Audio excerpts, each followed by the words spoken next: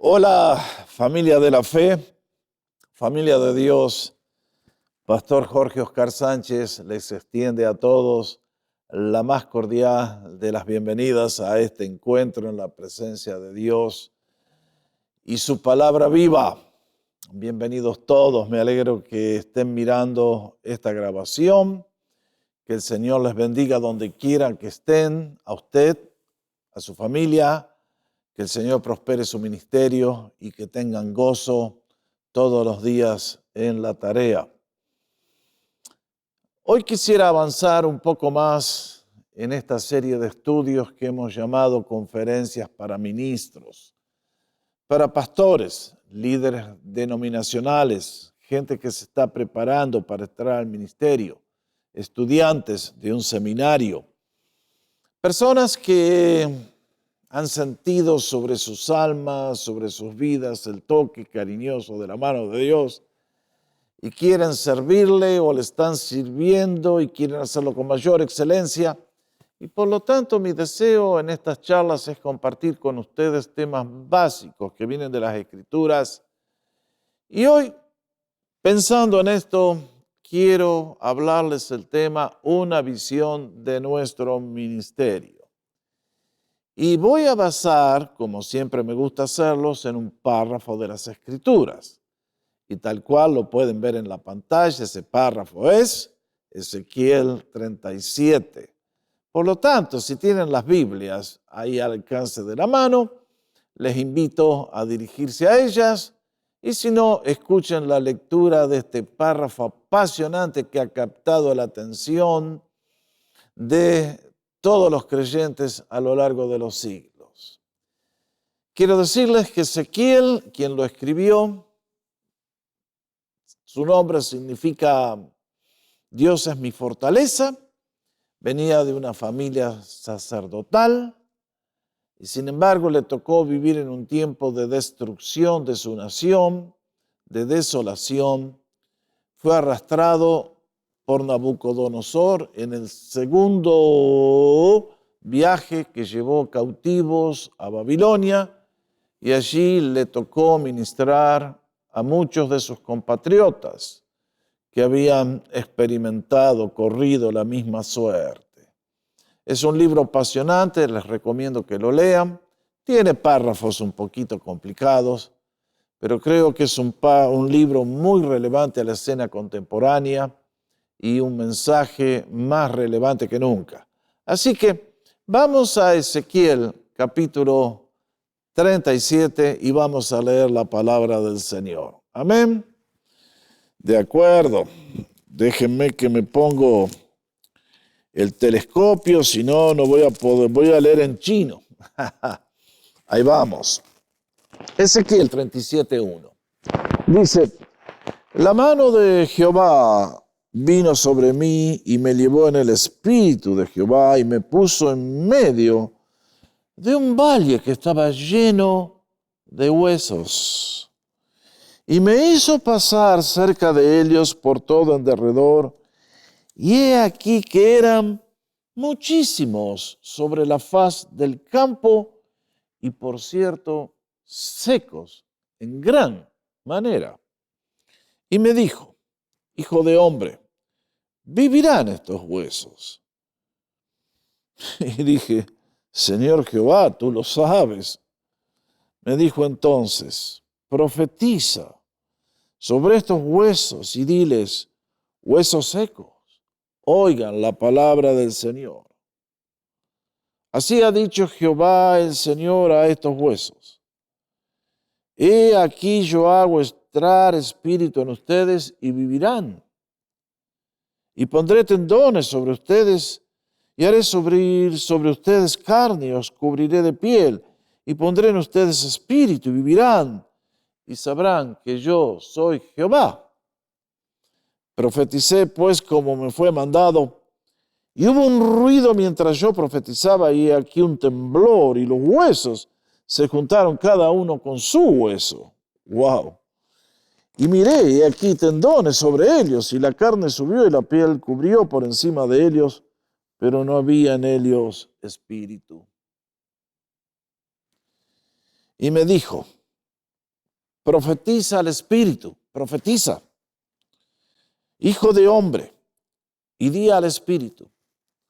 Así ha dicho Jehová el Señor, Espíritu, ven de los cuatro vientos y sopla sobre estos muertos y vivirán. Y profeticé como me había mandado, y entró espíritu en ellos y vivieron y estuvieron sobre sus pies un ejército grande en extremo. Me dijo luego, hijo de hombre, todos estos huesos son la casa de Israel. He aquí ellos dicen, nuestros huesos se secaron y pereció nuestra esperanza y somos destruidos completamente. Por tanto, profetiza y diles, así ha dicho Jehová el Señor. He aquí yo abro vuestros sepulcros, pueblo mío, y les haré subir de vuestra sepultura y les traeré a la tierra de Israel. Y sabrán que yo soy Jehová cuando abra vuestros sepulcros y los saque de vuestras sepulturas, pueblo mío. Y pondré mi espíritu en vosotros y vivirán. Y haré reposar sobre vuestra tierra y sabrán que yo Jehová hablé y lo hice, dice el Señor. Qué párrafo tan increíble. El Señor bendiga su palabra a nuestros corazones en este día.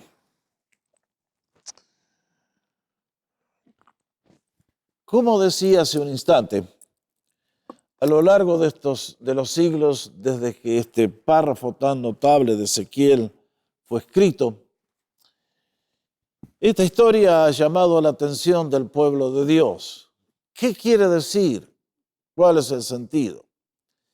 Y como todo párrafo de la Escritura, lógicamente tiene una doble aplicación. Una inmediata a las personas que recibieron este mensaje, en este caso era la comunidad hebrea en Babilonia, que habían sido trasladados por Nabucodonosor y, claro, de golpe se dieron cuenta que del pueblo escogido de Dios pasaron a ser esclavos en tierra extraña. Y la pregunta era, ¿qué pasó? Aquel pueblo se olvidó que a pesar de ser el pueblo escogido de Dios, todavía tenían responsabilidades que cumplir. Y que ahora, aunque parecía que su esperanza había muerto completamente, su esperanza como nación o de regresar a la tierra, el Señor viene con esta profecía a través de Ezequiel para asegurarles que el amor de Dios es inalterable, que cuando un hijo peca y Dios lo disciplina, no obstante, sigue siendo su hijo. Y que ahora en estos momentos la nación está bajo juicio y venía todavía algo mucho peor, que era la destrucción de la ciudad de Jerusalén. Sin embargo, a la larga, Dios iba a cumplir un propósito eterno con ellos. Y por eso le mandó a Ezequiel entregarles este mensaje. La escena es como tantas cosas que el Señor hace, que son un poquito difíciles de explicar, pero creo que luego de contar esta historia, que tiene que ver con el pueblo desterrado y que tiene una esperanza, en ella también encuentro una segunda aplicación que habla poderosamente al ministerio de cualquier hombre, mujer que ha sido llamado a servir a Dios. Por eso quiero hablarles de una visión de nuestro ministerio. Porque si miran atentamente este párrafo tan notable, vamos a encontrar primero una visión de una necesidad universal. Segundo, una visión de una obligación personal. Y tercero, la visión de una gran visitación espiritual. Por lo tanto, vengan que hay comida sólida y sustanciosa. ¿De acuerdo? Cuando miramos el párrafo, como ya dije, la escena es muy simple. Aparentemente hubo una batalla y los ejércitos se retiraron, dejando a los muertos ahí. La naturaleza hizo su obra y desapareció toda la carne y solamente quedaron los huesos al sol, que evidentemente luego de varios años posiblemente quedaron blanqueados y no quedó ni rastros de vida. Las aves, el tiempo hizo su obra y eso era un revoltijo general. Y es que mientras Ezequiel mira al rostro de los hebreos y dicen, perdimos toda esperanza, estamos muertos, el Espíritu de Dios viene sobre él y lo lleva a este valle, para que vieran que ahí había un grupo de personas futuras que en este momento estaban muertos e imposibilitados de recibir ayuda, y sin embargo, Dios iba a intervenir de manera tan poderosa que iba a haber una resurrección increíble. Cuando yo me acerco a este párrafo, como les decía hace un instante, lo primero que encuentro es que cuando venimos a nuestro ministerio actual está la visión de una necesidad universal. Eso lo encuentro entre los versículos 1 al 3. Allí está que Ezequiel nos cuenta que la mano del Señor vino sobre él y vio aquel tendal de huesos desparramado por millas. ¿Y cuál era la situación en que se encontraban esos huesos? Bueno, nos dice que eran lo que un día fue un ser humano lleno de vida, ahora eran huesos. La vida había partido, estaban muertos. Nos dice además que estaban secos en gran manera. No era que había ocurrido esto hace poquitos días y tal vez era más fácil la tarea de resucitarlos. Estos estaban resecos, más allá de toda posibilidad humana de ser ayudados. Y tercero, tal como dice en el versículo 11, ha perecido nuestra esperanza. Las posibilidades de que el pueblo fuera bendecido, restaurado y traído de regreso a la tierra era tan imposible como intentar resucitar esos huesos. Y sin embargo, aquí encontramos una lección de cuáles son los planes eternos de Dios y cuáles son los métodos que Él emplea. Es por eso que yo encuentro que esta necesidad universal es lo que ocurre en el día de hoy para cualquiera que quiera servir a Jesucristo. Y es que Dios nos manda a resucitar huesos, a traerlos de vuelta a la vida para que cumplan los propósitos de Dios. Y esto es una tarea que sencillamente desde la perspectiva humana, ¿qué les voy a decir? El escritor de la carta a los Efesios, el amado apóstol Pablo, cuando les recuerda a los creyentes de Éfeso de dónde salieron, les dice en capítulo 2, versículos 1 al 3, en cuanto ustedes estaban muertos, al igual que aquellos huesos en delitos y pecados, en los cuales anduvieron en otro tiempo conforme a la corriente de este mundo. Marque, primer enemigo que esclaviza al ser humano, la corriente de este mundo. Conforme al príncipe de la potestad del aire, al espíritu que ahora actúa en los hijos de desobedientes. Segundo amo que nos controla a los seres humanos cuando estamos sin Dios es el mundo y el diablo, el espíritu de desobediencia. En otro tiempo todos nosotros vivimos entre ellos en las pasiones de nuestra carne, la naturaleza caída, haciendo la voluntad de la carne y de la mente, y por naturaleza la consecuencia era que terminamos siendo hijos de ira, lo mismo que aquellos que no tienen a Cristo en el día de hoy. Noten bien. Aquí el apóstol habla de algo que para la mente humana es muy difícil de comprender.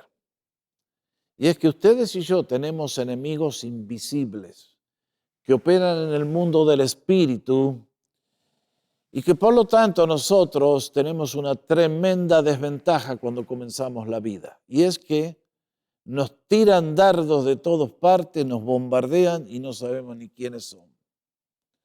Siempre voy a decir que hay tres cosas que los seres humanos no entendemos.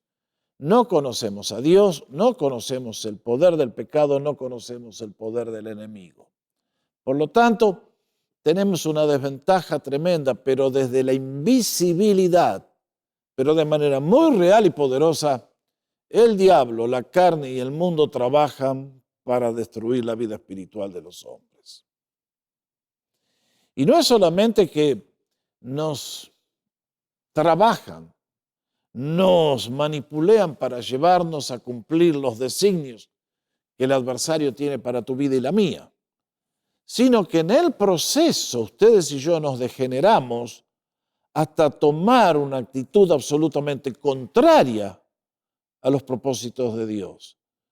Yo leo en Juan capítulo 3, versículos 19 al 20, y esta es la condenación, que la luz ha venido al mundo, y los hombres, la raza humana, amaron más las tinieblas que la luz, porque sus obras eran malas, una réplica del accionar satánico.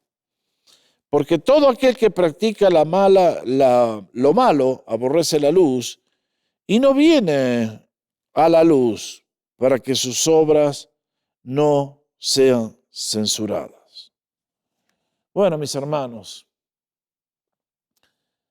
cuando Dios llamó a Ezequiel, lo llamó para que sea su instrumento para traer los huesos de regreso a la vida. Y mis hermanos, cuando Dios nos llama, no nos manda a una tarea sencilla. En la próxima transparencia les pongo lo que es una realidad.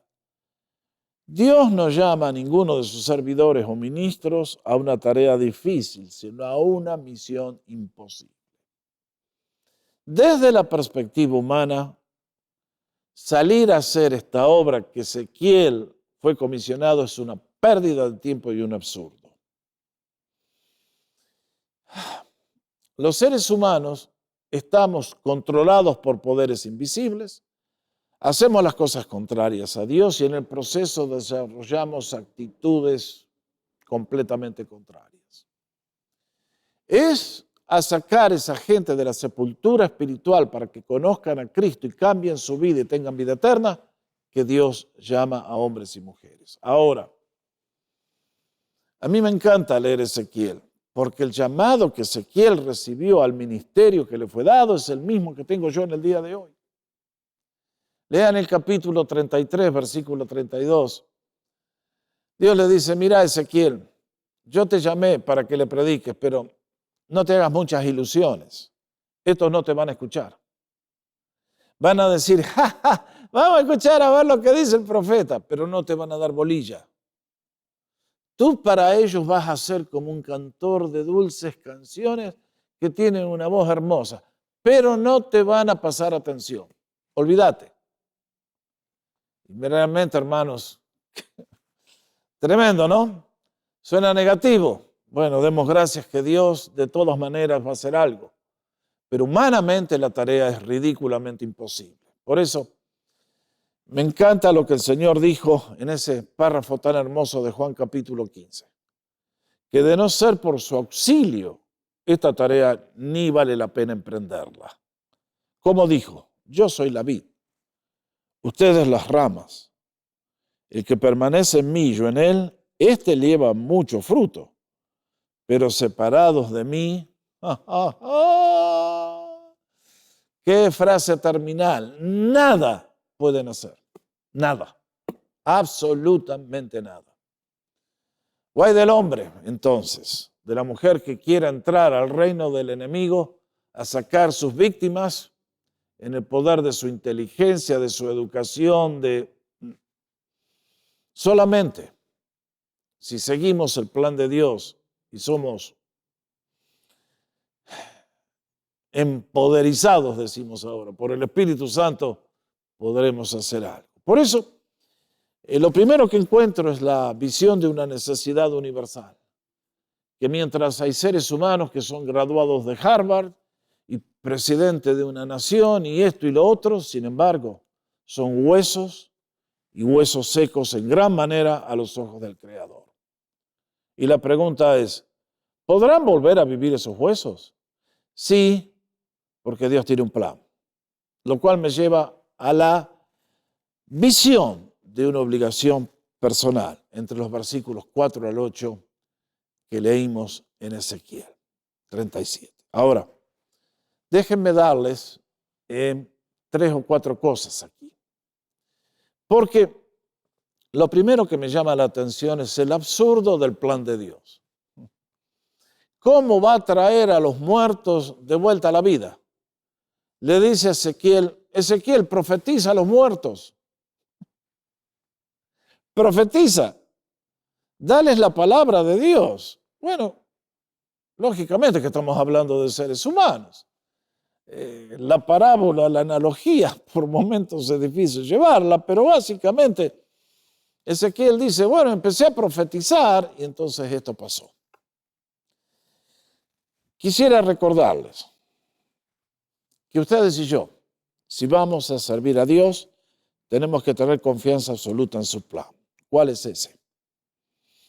1 Corintios 1, 21 nos dice, puesto que en la sabiduría de Dios el mundo no ha conocido a Dios mediante la sabiduría, a Dios le pareció bien salvar a los creyentes por la locura de la predicación.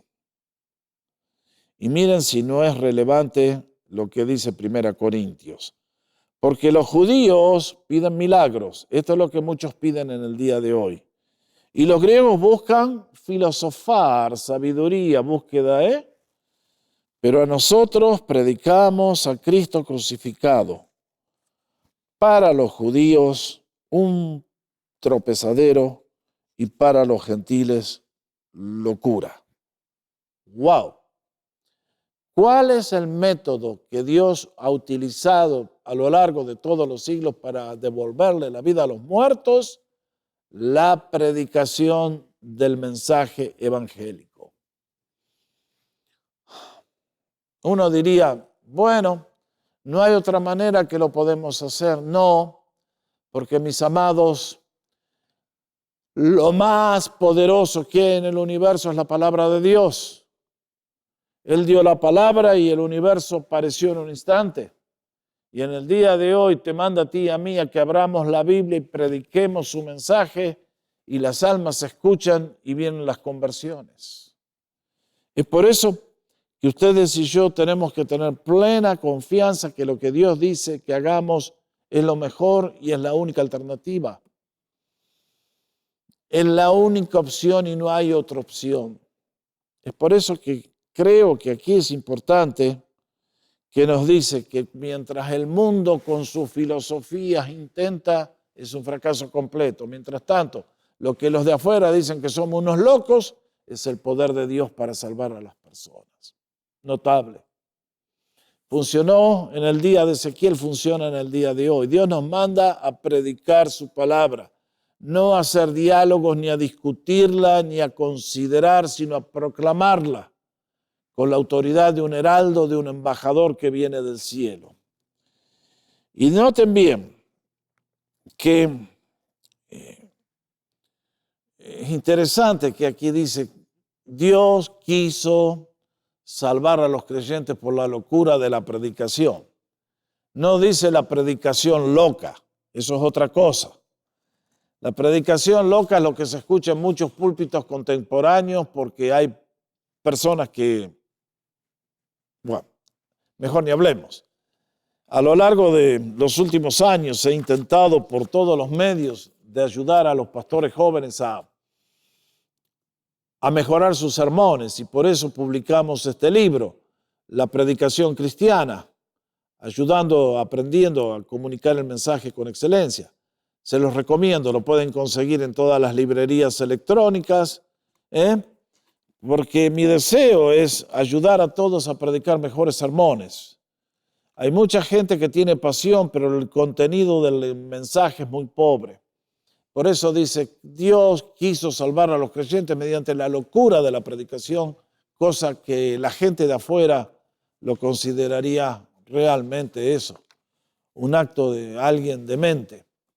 Segundo, creo que cuando encontramos este plan de Dios, debo recordarles que los que queremos servir a Dios debemos obedecer su mandato. No se olvide. A Ezequiel le pudo haber sonado como absurdo que a un grupo de huesos te vas a plantar y le vas a profetizar. Sin embargo, es lo que Dios le dijo que hiciera. Y vean ustedes la cita que acaban de ver en la pantalla. Cuando Pablo le dice a Timoteo, te requiero delante de Dios y de Cristo Jesús, quien ha de juzgar a los vivos y a los muertos, tanto por su manifestación como por su reino. Esto es algo muy serio. Esto es una misión tremendamente delicada, tiene una responsabilidad gigante. Predica la palabra, mantente dispuesto a tiempo y fuera de tiempo. Convence, reprende y exhorta con toda paciencia y enseñanza. Ciertamente no puedo entrar en los detalles tan ricos que contiene este párrafo, pero allí hay una exhortación. Predica, proclama como un heraldo la palabra de Dios. Está dispuesto a tiempo y fuera de tiempo. Y por lo tanto nos recuerda que no es cuestión de diálogos, que ustedes y yo, como heraldos de Dios, venimos a dar un ultimátum a la raza humana, porque a menos que haya un arrepentimiento van a terminar en el lugar donde destino, donde están yendo. Por lo tanto, no intentes cambiar el mensaje para hacerlo que a la gente le guste más. Proclama la palabra de Dios con fidelidad. Recordemos que la palabra es la espada del Espíritu. En el día de hoy hay muchos que no la predican y no la predican porque no la conocen y no la conocen porque no la leen. Es por eso que en muchas partes el sermón evangélico es una mezcla de cosas traídas de libros de historia, de psicología, la bautizan con 2 o 3 versículos. Eso no es predicar la palabra. Predicar la palabra es abrir el tesoro. Es decirle a la gente, Dios dice esto a ti a través de Juan 3:16. No lo olvidemos. Tenemos que predicar la palabra. En nuestro canal en YouTube van a encontrar miles de mis sermones en video y van a encontrar que siempre hago lo mismo. Predico de un párrafo bíblico y abro el significado para que todos lo entendamos de manera práctica para el siglo XXI. Por lo tanto, si no utilizamos la palabra, que es la espada del Espíritu, vamos a terminar yendo a la guerra con una espada de plástico. Y eso no tiene mucho valor que digamos. Por eso, déjenme llevarles que no es solamente cuestión de predicar la palabra de Dios, sino que también tenemos que elegir los temas. Vean el apóstol Pablo. 1 Corintios 2. Así que, hermanos, cuando fui a ustedes para anunciarles el testimonio de Dios, no fui con excelencia de palabras o de sabiduría, pues me propuse no saber entre ustedes cosa alguna, sino a Jesucristo y a este crucificado. ¡Wow! Mis hermanos. Acá el apóstol está hablando de algo que creo que en la lucha espiritual muchos han caído víctimas y han perdido de vista la importancia que tiene lo que estamos diciendo. Que el corazón de la predicación es Cristo crucificado. La locura de la predicación, dijo el apóstol en el capítulo 1 de 1 Corintios. Y uno dice, pero es un sinsentido. Acá tengo borrachos, drogadictos, rameras, esto, lo otro, gente enceguecida por la avaricia, explotadores, de todo. ¿Cómo los voy a sacar de la sepultura? Hablándoles de Cristo y la cruz. ¡Ja, ja! Bueno, si alguien piensa de esa manera, quiero recordarles la historia que leí, que contaba Carlos Spurgeon. Dice que cuando los misioneros llegaron a Groenlandia, hace varios centenares de años atrás, encontraron gente que era tan depravada y tan perdida que dijeron, a estos ni vale la pena predicarles del Evangelio. A estos primeros hay que educarlos para que lleguen a ser personas que hacen bien, no que viven una vida tan destructiva. ¿Y qué pasó? Empezaron a educar y no cambió nadie. Fue un fracaso total. Pero un día que un misionero estaba hablando con un intérprete, el intérprete, cuando escucha de Juan 3:16, se detuvo, miró al misionero y dijo, ¿pero usted quiere decir que el Hijo de Dios estuvo dispuesto a morir por mí, uno de Groenlandia? Y ahí estuvo. Se convirtió el primero y a partir de allí cambió todo. Ese es el poder de la cruz de Cristo. Eso es lo que los seres humanos no entendemos. En la guerra espiritual que nos encontramos, el diablo quiere que no prediquemos de la cruz, que la saquemos de las canciones, que la borremos del púlpito, porque sabe que el Señor hizo una promesa, y es esta: si yo fuere levantado de la tierra, a todos atraeré a mí mismo. La cruz de Cristo es el punto de encuentro con Dios. Es la puerta de entrada a la salvación. Cuando proclamamos a Cristo crucificado, el infierno tiembla y las almas se liberan. Por lo tanto, mantengámoslo primero. Que el centro de nuestro mensaje sea la cruz. Siempre recuerdo que cuando Billy Graham estaba empezando su carrera como predicador, un hermano de experiencia le dijo, noto que usted no predica sobre la cruz, le recomiendo que lo haga. Y Billy escuchó y le hizo caso.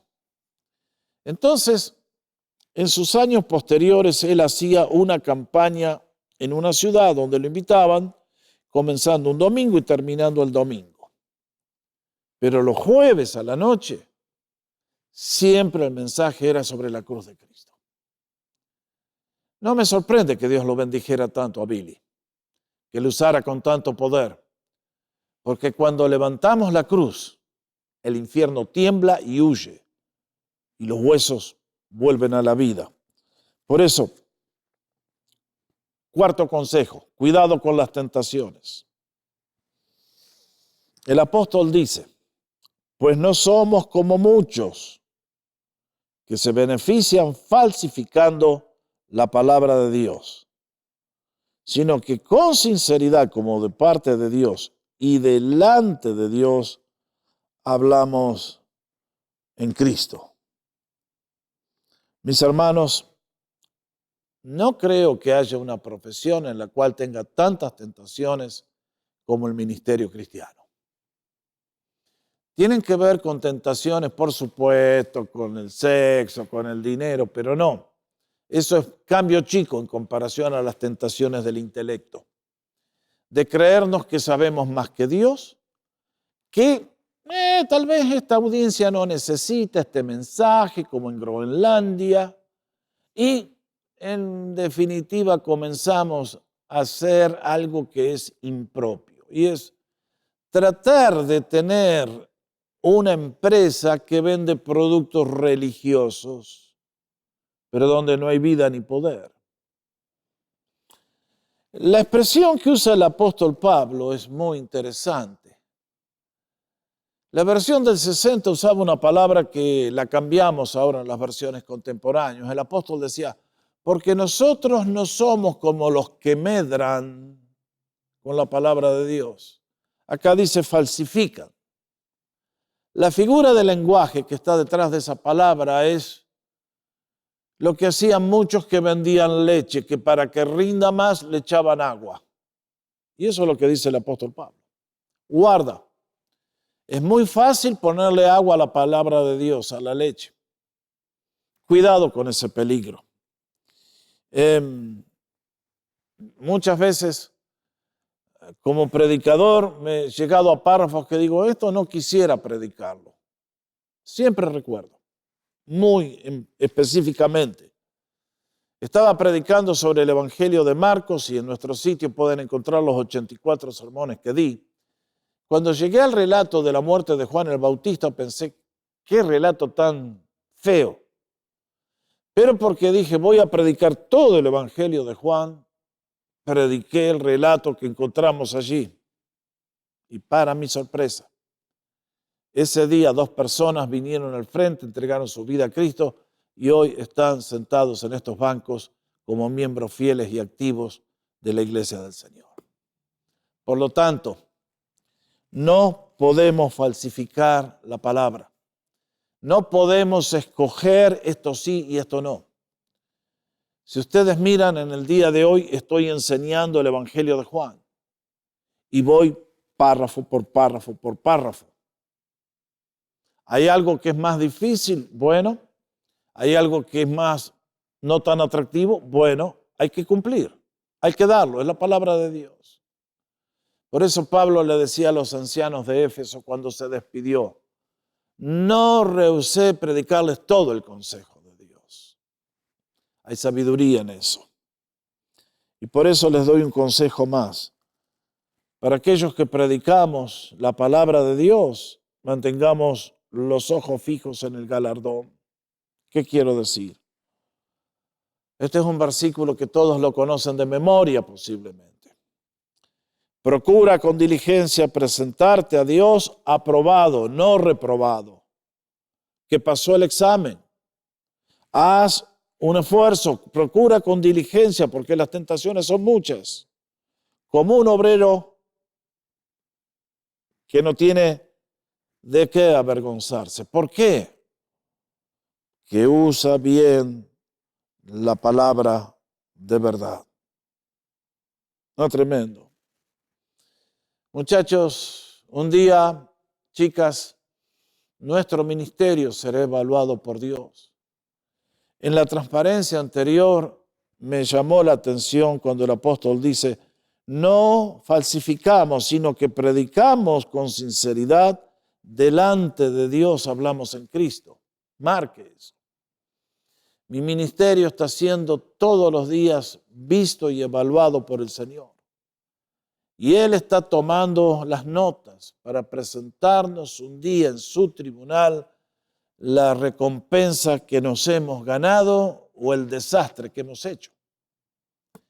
Mi oración para cada uno de ustedes es que cuando esa hora llegue, seamos obreros aprobados porque hicimos bien la tarea utilizando rectamente la palabra de Dios.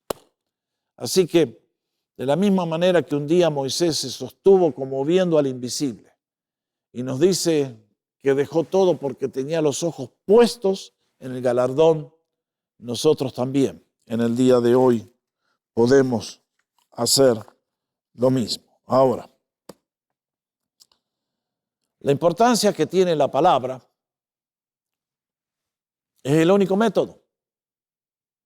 Es el único método para sacar los huesos de la sepultura, de la muerte. Y sin embargo, tenemos que reconocer que mientras la predicación hace mucho, no es suficiente. Próxima transparencia. Pongo ahí, no obstante, predicamos la palabra, predicamos a Cristo crucificado, predicamos con excelencia y sin embargo, vean lo que le pasó a Ezequiel. Profeticé pues como me fue mandado y mientras yo profetizaba se oyó un estruendo. Hubo un temblor y los huesos se juntaron, cada hueso con su hueso. Yo miré los tendones sobre ellos y subió la carne y quedaron cubiertos por la piel. Y marqué la frase en amarillo, pero no había en ellos espíritu. Ah, ah, ah. Bueno, mis hermanos, aquí hay todo un tema. Que lo que quiero decir es esto. Creo que el paradigma de un predicador es lo mismo que le pasó a Elías en el Monte Carmelo. Elías reconstruyó el altar poniendo las piedras. Puso la leña, puso el sacrificio y hasta le puso agua. Eso es lo que hacen los predicadores a veces. Bueno, ¿a usted alguna vez lo hizo? Sí, yo también muchas veces. No se haga problema, quédese piola. Mire, el asunto es que Elías hizo su parte. Pero si ese sacrificio se iba a consumir, necesitaba la intervención divina. Él preparó el mejor sermón y luego Dios mandó el fuego. Y esto es lo que tenemos que aprender del relato de manera tan gráfica en esta historia de Ezequiel. Que el profeta hizo tal como Dios le dijo, obedeció, predicó, profetizó y la predicación produjo movimiento. Los huesos comenzaron a ensamblarse, aparecieron los tendones, los nervios, la piel, la carne, todo. Y ahí estaba el cuerpo humano armado entero. Ahora estaban todos los sistemas listos para operar, pero no tenían vida. Y es entonces que Dios le da la tercera orden y es la visitación la visión de una visitación poderosa. Versículos 9 y 10. Porque hasta aquí Ezequiel ha hecho todo muy bien. Allí están los huesos secos y en gran manera. Acá está el poder de la palabra de Dios, pero ahora el Señor le dice, profetiza al Espíritu, profetiza, hijo de hombre, y di al Espíritu que así ha dicho Jehová el Señor.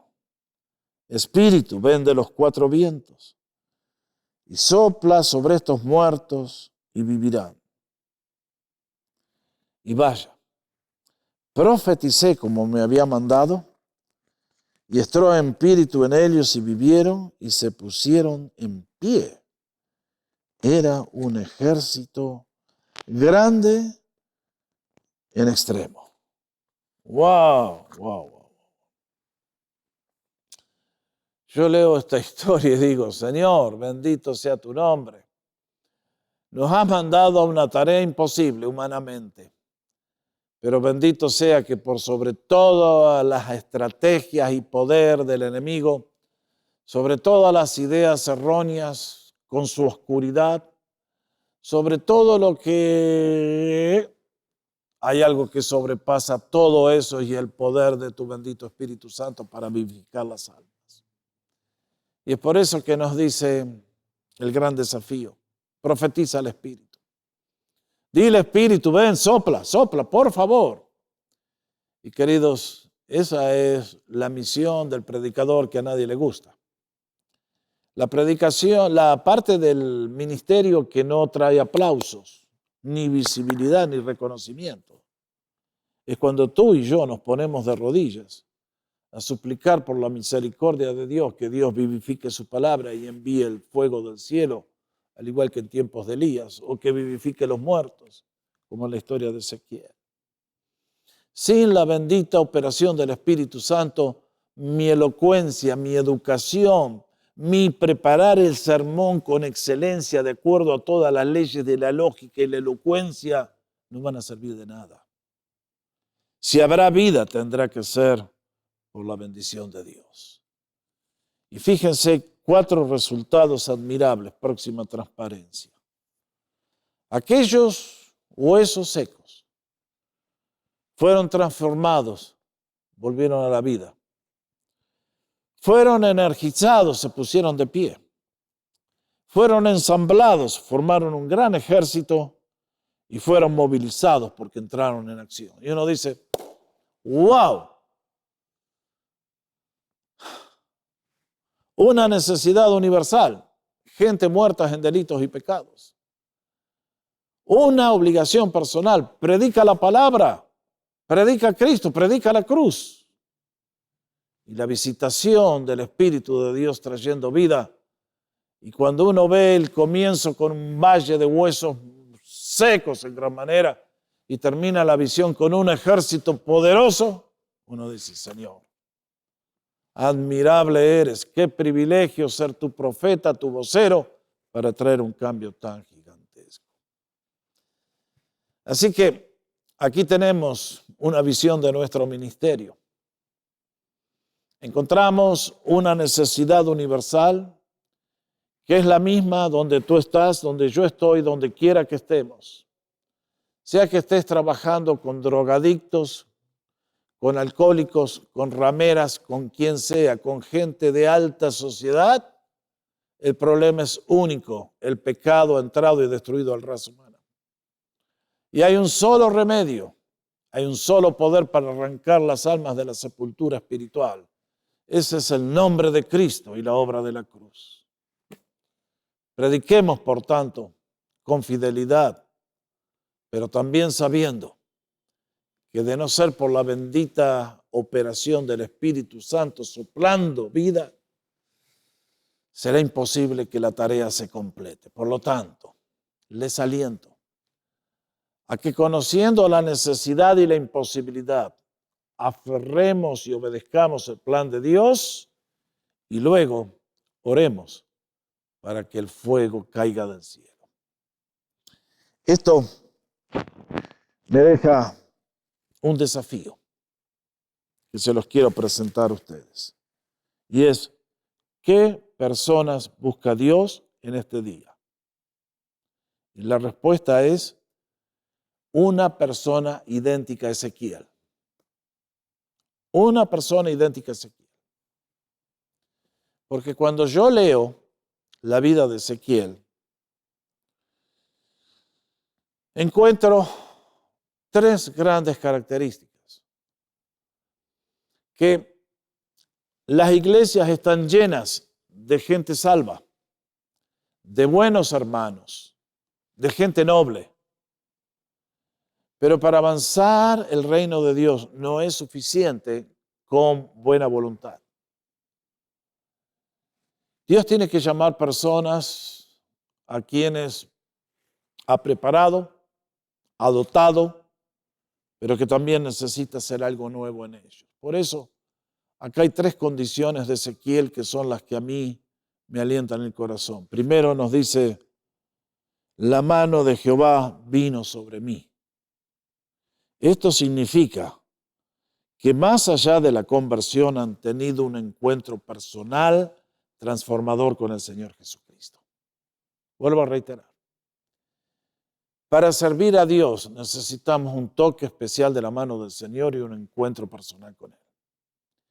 Al igual que a Samuel, que Dios se le reveló, Dios se tiene que revelar a tu vida y a la mía.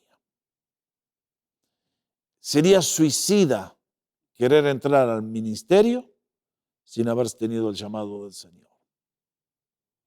Por lo tanto, yo les aliento a buscar el rostro de Dios, a buscar la gloria de Dios, a buscar ser llenos de Él y su poder. Dios tiene planes especiales, Dios quiere llenarte muchas veces. Lo hizo el día que te convertiste y tu corazón se encendió en fuego.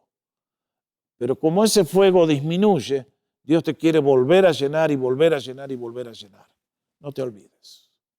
Confío que el Señor esté haciendo eso en tu corazón. Segundo, que si vamos a ser útiles en las manos de Dios, tenemos que ser personas obedientes. Vuelvo a reiterar. ¿Qué tal si te dicen, anda a predicarle a los huesos secos, Ezequiel? Y uno dice, pero si son huesos secos, ¿qué gano yo predicando? Bueno, ahí está. Ezequiel obedeció y cuando empezó a profetizar, brum, brum, brum, brum, brum. Y después que profetizó más, brum, vino la vida ahí. Queridos, esto es lo que en el día de hoy es una fuente de conflicto entre lo que es mi mente que razona de acuerdo a el horizonte humano y mi mente, que tiene que ser iluminada por la relación vertical de Dios, y me hace ver que lo que aquí es un absurdo, en el cielo es un triunfo completo. Por eso, ¿cómo está nuestro nivel de obediencia? Tercero, que Dios busca personas optimistas, que sepan que van a salir en el nombre del Señor y porque lo hizo en el pasado, lo va a volver a hacer hoy en este día. Y lo va a hacer repetidas veces, porque el Señor es fiel con su pueblo. Por lo tanto, concluyo con las palabras del apóstol Pablo en Hechos capítulo 20, versículo 24. Pero de ninguna cosa hago caso, ni estimo mi vida preciosa para mí mismo, con tal que acabe mi carrera con gozo y el ministerio que recibí del Señor Jesucristo para dar testimonio del Evangelio de la gracia de Dios. Ah, qué versículo. Necesito otro sermón para explicarlo, pero vean lo que dice. Tú y yo hemos sido puestos en una carrera. La meta es el supremo llamamiento de Cristo Jesús, es el tribunal de Cristo, es la recompensa. Y es un ministerio, es un servicio que hemos recibido del Señor. Y Pablo dice, miren, adversidades, problemas, todo eso palidece. Y si tengo que poner mi vida, la pongo también. Pero yo quiero acabar la carrera con gozo. Cumplir el ministerio que el Señor me encomendó. Porque es un ministerio de transformación, de poder, que un día todos los que fueron salvos a través de nuestros medios van a llegar y nos van a dar gracias. Ahora no lo aprecian, ni lo ven ni lo entienden tantas veces. Pero un día de nuestro Señor vamos a recibir la palabra, bien, buen siervo y fiel. Por lo tanto, aquí el apóstol nos dice, el ministerio que recibí del Señor Jesús. Bendito llamado, benditas oportunidades. Oh, Señor, gracias. ¿Y cuál es? Dar testimonio del Evangelio de la gracia de Dios. Ahí está. Queridos, qué mensaje más glorioso. En el día de hoy estamos en el siglo XXI, que ahora está todo tan sofisticado, que la inteligencia artificial, que esto, que lo otro, que los viajes espaciales, que esto y lo otro. Y sin embargo, el mensaje que necesita todo ser humano es ponerse bien con Dios, arrepentirse de su pecado, escapar de la ira de Dios que le espera y por el contrario, recibir la gracia de Dios que nos concede vida eterna. Sí, esta es la visión de nuestro ministerio. La visión de una necesidad universal, muertos en delitos y pecados. La visión de una obligación personal, ve y predica la palabra, predica a Cristo crucificado, para que la fe de la gente no esté basada sino en el poder de Dios. Y tercero, la visión de que Dios va a visitar a su pueblo con poder y donde está la mayor oscuridad, el Evangelio va a brillar con toda su gloria. Lo hizo en Groenlandia, lo hace aquí hoy, lo hace donde tú estás. Mira a tu Señor, toma la antorcha, sigue corriendo mientras tenga fuerzas y que el Señor te utilice, te bendiga, multiplique sus bendiciones sobre tu vida y te dé mucho gozo en la tarea. Porque a cosa grande, gloriosa y eterna nos ha llamado el Hijo de Dios. Vamos a orar. Permítanme bendecirles. Realmente que estos párrafos son tremendos, nos plantean cosas tremendamente valiosas. Y yo doy gracias que nadie nació sabiendo todo esto. pero todos podemos crecer, progresar y llegar a ser obreros muy valiosos. Al igual que Ezequiel lo fue en sus días, nosotros lo podemos ser en el día de hoy. Padre, en el nombre de Jesús, quiero bendecir a todas las personas que lleguen a mirar este estudio. Yo no sé a dónde tú vas a llevar tu palabra, Señor, pero gracias que tú la haces correr por lugares que ni soñamos, alcanzas a personas que no conocemos, bendices a gente que te están sirviendo en contextos dificilísimos. Y confío, Señor, que tú vivifiques tu palabra en nuestros corazones. Que esta semilla que estamos sembrando lleve fruto, fruto en fe, en obediencia, de que no servimos un plan fracasado, sino que es el plan que tiene la autorización y la bendición del cielo. Gracias, Señor. Gracias. Gracias por el privilegio de predicar las riquezas inescrutables de Cristo a todos los que nos escuchan. Gracias, Señor. Fortalece nuestro espíritu cada día mientras repetimos lo del apóstol Pablo. Considero que ni mi vida vale con tal de que acabe la carrera con gozo y complete el ministerio que hemos recibido de ti. Fortalece, Señor, y renueva a aquellos que tal vez están dudando. Señor, pon un cerco de protección alrededor de tus siervos, tus ministros, hombres y mujeres valientes, pero que al igual que yo y todos tenemos pies de barro, Señor. Nuestros errores, pecados son muchos. Pero Señor, gracias que tú valoras la fidelidad. Y por eso en esta hora, Señor, te pedimos, acepta nuestra ofrenda. Y donde quiera que alguien esté escuchando este mensaje, quiera tu Espíritu Santo descender con gloria y poder, vivificando sus esfuerzos. Que haya mucho fruto, para la gloria del nombre de Cristo Jesús. Bendecimos a cada pastor, a cada pastora, a cada líder denominacional, cada congregación. Gracias, Señor, por este día. En el nombre de Cristo Jesús oramos, a quien sea gloria por siempre, jamás. Y el pueblo de Dios dice, amén y amén y amén.